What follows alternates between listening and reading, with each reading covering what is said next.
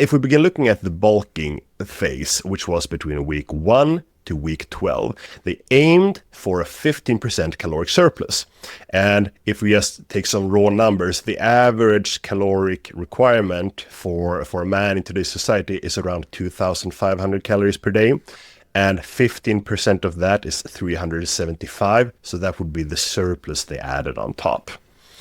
And it was a fairly standard lifter diet. It was heavier in protein than the general population eat. About 25 to 30% of the calories came from protein, 55 to 60% from carbs, and 15 to 20% from fats.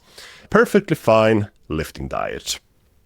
So they began with doing the bulking phase for 12 weeks. In week 13, well, they flipped the pancake. And between week 13 to 24, they started to reduce the caloric intake. And they began reducing it by 200 calories per day from their bulking levels. And the goal was that every week they weighed them and they were aiming to lose 0.5 pound of body mass per week, which is a rather slow tempo for losing weight. It's not a lot. The more common goal in a dedicated weight loss phase and in a cutting phase for bodybuilders and lifters is closer to a full pound of body mass. And if you're overweight, you might even aim for 2 pounds per week. Yeah.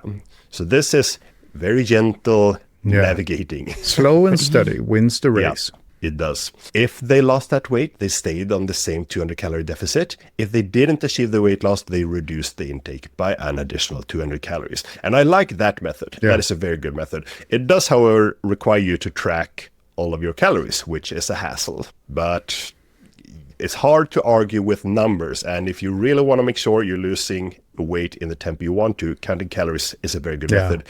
And I would say that pretty much every bodybuilder does so when they have a date in which they need to be at a certain body weight.